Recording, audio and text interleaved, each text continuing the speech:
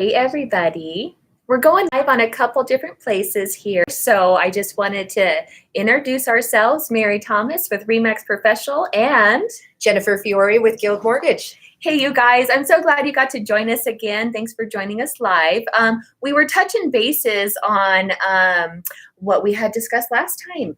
If we're going to sell in the near future, 6 to 12 months, should we refinance? And if so, what should we look out for? So this is why we have you, Jennifer. Thank you so much. Of course.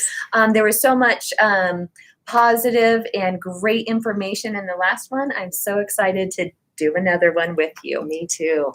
Piggybacking on what we had talked about last time, quite a bit, we're seeing maybe we have had bought in the net last couple years, maybe 2 to 4 years. We see the home prices have gone up. Possibly they want to sell their house, but they're not quite ready, but they're looking at new builds, and they would like to take that value of the equity in their home to put as their down payment or pay for their upgrades. We talked about that a little bit last time, so we wanted to piggyback on that more. If we have several months to go, and we just put our down payment on a lot, but we have several months till we need that big chunk. Interest rates. That's the number one question today. Should we talk about interest rates going down? Should we wait? Could they go down more? What would that look like? Let's start there.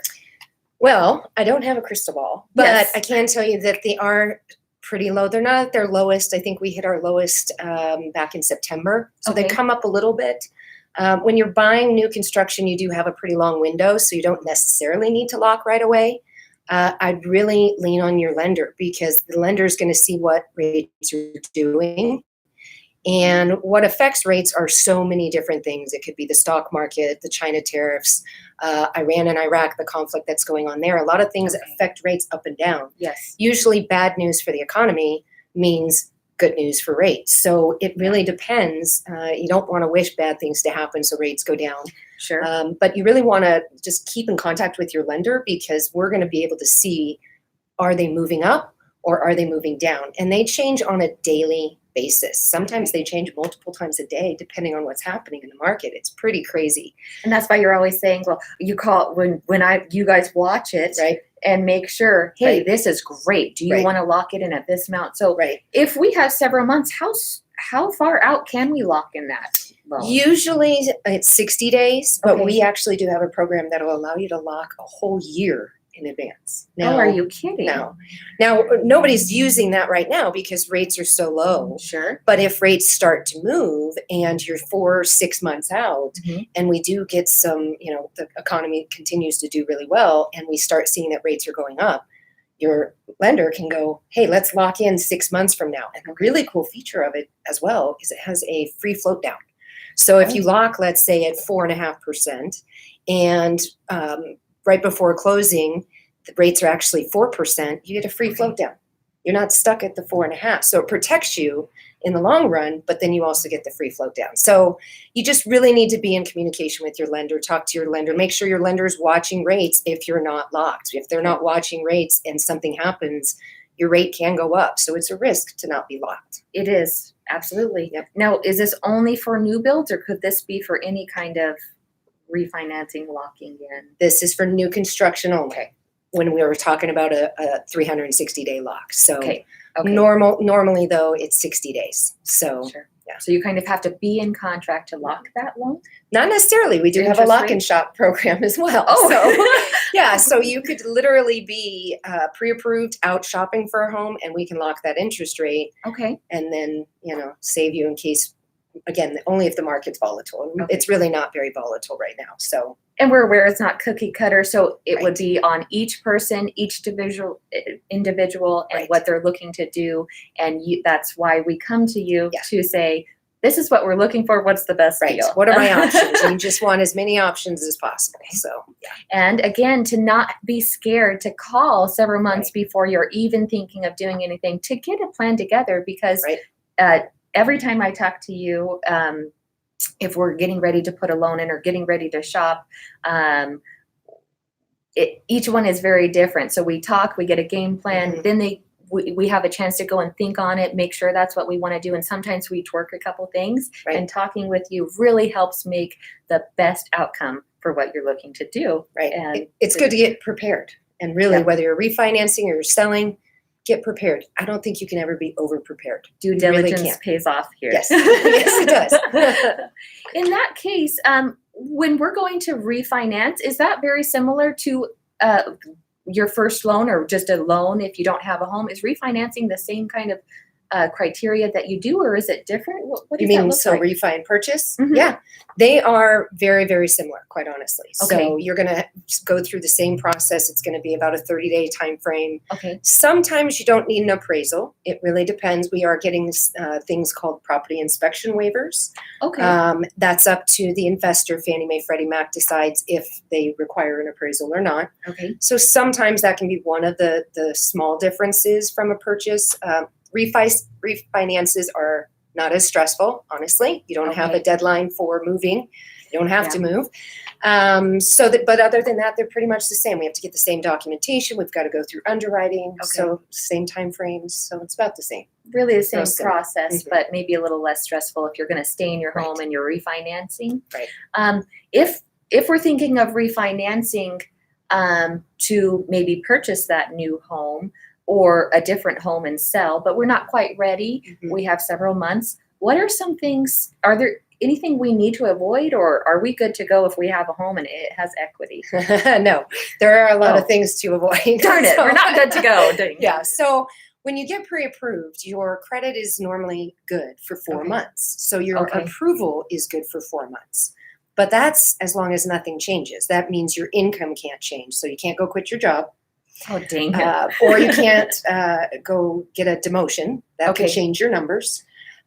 Biggest thing we see is a lot of times, especially with new construction, they have 6 months to wait. And then in that 6-month period, they need a new truck. So they go buy a new truck with a $400 house or $400 payment that now Is wasn't in your. extremely changing our Yeah. debt to loan ratio. It which- can kill your deal. Oh, And sadly, I okay. had a client many, many years ago. He bought a truck and that $400 payment cost him his house.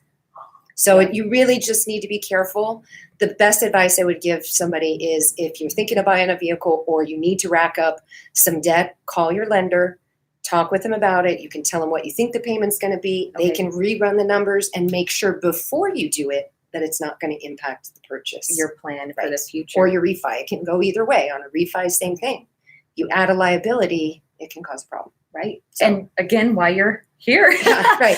Just to keep, she's going to be there to the whole journey to answer questions along the way, as am I, when you're selling your house or buying that new house to get you to your destination. It's okay to have several conversations to make sure it's as smooth as possible for you guys. Right. So we shouldn't buy anything on credit without talking Right. to you first. Or don't be late. If we change jobs, would that look like if we change jobs, same industry, and maybe we're making a little more, or we can't make less, you said? You don't want to make less. Mhm. We do have a lot of job changes, more than you would really think during Okay. a process. And again, same deal. If you think that you've found a better opportunity and you're pre-approved, call your lender. Okay. Have that conversation. Here's where I'm going to go. This is how much I'm going to make. What kind of impact is this going to have? Okay. Because it really depends on how you're paid. Are you hourly? Are you salary? Are you going from a salary position to an hourly position that maybe doesn't have 40 hours? There's Sure. a lot of things that can change that can impact it even with a simple job change. Again, comes down to that, which I hate but love at the same time, is not cookie cutter, not one No. answer fits all. It's really, really custom to It the is. person looking and everything that they Yes. have on the table. Everybody's financial situation is just like their fingerprint, all a little different. Okay. They're never exactly the same. Which is what makes the world so exciting. So are there any other things we should avoid? Yes. Okay. Don't be late on any of your payments either. Okay. So if you have car payments, credit card payments, or you have a medical bill that comes in the mail, make sure you don't Okay. let it go to collection. Because if in that, say, 4-month period, waiting for your home to be billed, a collection hits your credit, or you have a late payment, now your credit score is going to go down. And that can cause you to also not get into the home, or it can change your interest rate because it's gone down. So which affects the payment we're looking everything. at that we were comfortable with. So even small little things, it seems like could change it drastically. Mhm. Yeah. Just small little things Yeah. change A drastically. $10 collection can cost you your house, quite honestly. Wow. It's kind of scary. That is very Yeah. scary. So be on Just time. be on top of it. Don't let anything slip by. Okay. This is what we love to do. Talk to you guys. Please put in the comments if there's something that you're thinking about and you would like us to address it. We would love to do that in our next video. But also, we definitely don't mind if you're looking at selling, but want to see what your house would sell for. Then you want to see where your equity lies and your next step. We love having those conversations beforehand. If they want to just reach out, start those conversations, how would we do that? How do we get a hold of you? Best way to reach me is my cell, 775-338-5059. I love how you are not scared to give your cell phone number No. out. You're there all the time. I love that. It's my alarm clock. And if you're looking at thinking of selling your home, but you're not quite ready, or you want to sell it to get to your next destination, I'm ready anytime to have that conversation. 775-682-1973, which is my cell number as well. Thank you guys for joining us. Again, Mary Thomas with RE/MAX Professionals coming to you in the area code 775, and the wonderful Jennifer Fiore at Guild Mortgage. Have a great day. Bye, you guys. Thanks so much for joining. That was beautiful. That was good.